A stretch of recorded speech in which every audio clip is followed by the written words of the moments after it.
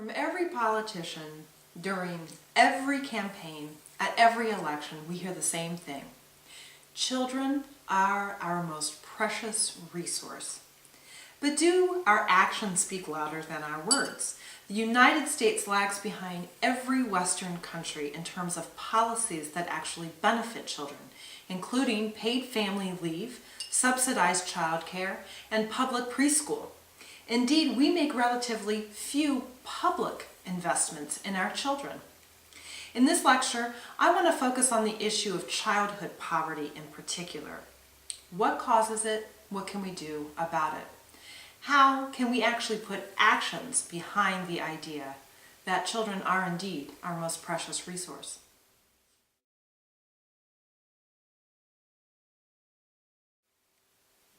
The U.S. child poverty rate is currently 22%. That's one of the highest rates in the Western world. By comparison, only 8% of France's children live in poverty, and only 15% of Canada's children are poor. Now, many scholars connect the high rate of child poverty in this country to the increase in single-parent households. That is, single-parent households are more likely to be poor than any other household type. And this is troubling, since more than half of U.S. children will live with only one biological parent at least some point in their childhood. The rise in single-parent households is related to two trends. One, the increase in out-of-wedlock childbearing, and two, the increase in divorce. Both of these account for the high rates of living in single-parent households. In 1950, for example, only 4% of children were born to unmarried women. By 2000, that percentage was 33%. And the divorce rate, as most of us know, now stands at 1 in 2 marriages. That is, 50% of marriages end in divorce. The rate is even higher for low-income families. In fact, for families that are in that bottom 20th percent of the income bracket, the divorce rate is around 70%. Research suggests that single-parent households, especially those households where the father is absent, suffer three major problems. First, the absence of a father represents a major loss in household income. That lost income may result in poor quality childcare, education, and health care. A second problem is the decline in parental attention. Not only do fathers tend to disengage from their children when they're absent from the household, but mothers can often be exhausted from being both the family breadwinner and caregiver. And then finally, father absence represents a loss in social support. Not only do the father's family and friends often drop out of the picture, but mothers often pick up and move to a new location after divorce, which reduces social support even further.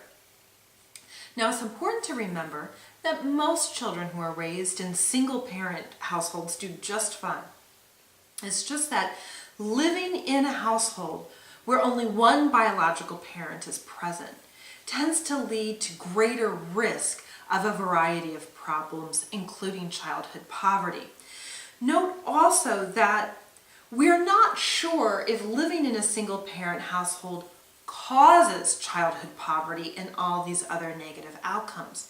It could be that another factor leads to both father abandonment and childhood poverty. For example, overall poverty might lead to stress on a marriage and therefore an increased likelihood of divorce, and to childhood poverty and all the problems that that brings.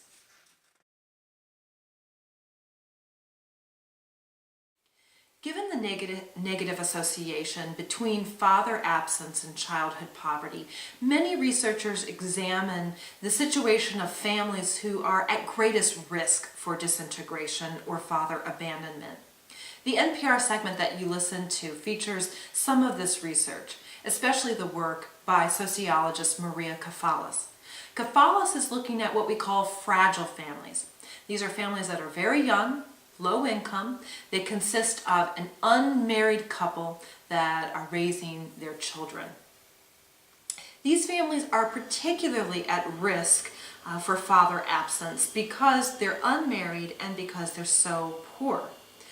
Indeed, Kafalas' research found that after 5 years, 3/4 of the fathers in these households had abandoned the mother and children.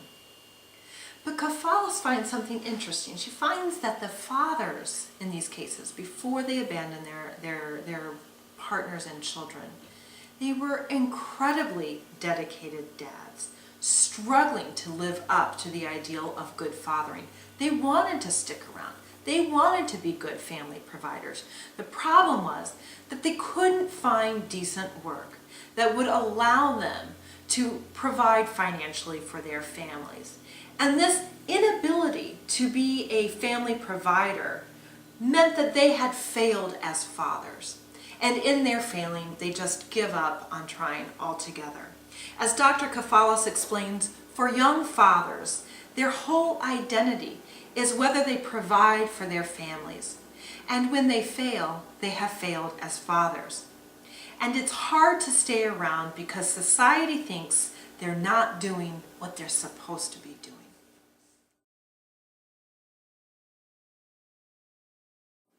Now, there have been attempts recently to reduce childhood poverty by promoting marriage. In 2006, for example, Congress passed the Healthy Marriage Initiative, which allocates $150 million a year to promoting healthy marriage. The Healthy Marriage Initiative explicitly seeks to increase the proportion of babies born to married couples and raised by two parents. Researchers, however, have identified a number of problems with this approach. First, as Andrew Cherlin points out in the article you read, what constitutes a healthy marriage is ill-defined. Many marriages, especially those that are characterized by domestic violence or emotional abuse, shouldn't be promoted.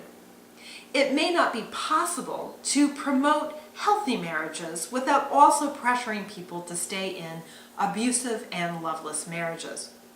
The effectiveness of marriage promotion is also questionable. As the readings note, children raised by stepfathers do no better, and in many cases do worse, than children raised in single-parent homes. So the only way for marriage promotion to be effective is to make sure that the two biological parents marry. Another issue related to effectiveness is, how do you actually promote marriage? Do you promote a particular middle-class model of marriage? Will that work for poor families? Research needs to be done on these questions, scholars suggest, before we allocate millions of dollars to promoting marriage in general. Probably the biggest problem with marriage promotion is that not everyone wants to be married. A 1999 New York Times poll found that Americans ranked being married pretty low in terms of core values, number 10 to be exact. Indeed, Americans are generally hesitant to impose policies that limit individual choice, which explains why pro-marriage policies have been broadly unpopular. Given the limitations associated with marriage promotion, how do we end childhood poverty in America? Your readings offer some concrete suggestions. First, as Sarah McClanahan argues, we should get rid of policies that discourage marriage. Our current tax structure provides some tax relief, but only when household income is very, very low. Marriage represents an increase in household income, even if it doesn't pull that family out of poverty. Thus, many single women have an incentive not to get married so that they might qualify for some tax relief. One way around this is to base tax relief on individual income rather than household income. Second, we should enforce childcare. This means that we need to ensure that paternity is established for children born out of wedlock, and we need to ensure that biological fathers provide financial support to their children. Note that child support should not be viewed as a substitute for welfare provision. Currently, for every dollar earned in child support, a dollar is taken away in welfare. This does nothing to actually improve the economic circumstances of children in poverty. They need both child support and income support. A final strategy is to improve the household income of families in poverty. And this could be achieved through a minimum wage increase and or job creation. It could also be achieved by more subsidies for child rearing. In Finland, 85% of the costs associated with raising a child is subsidized by the government.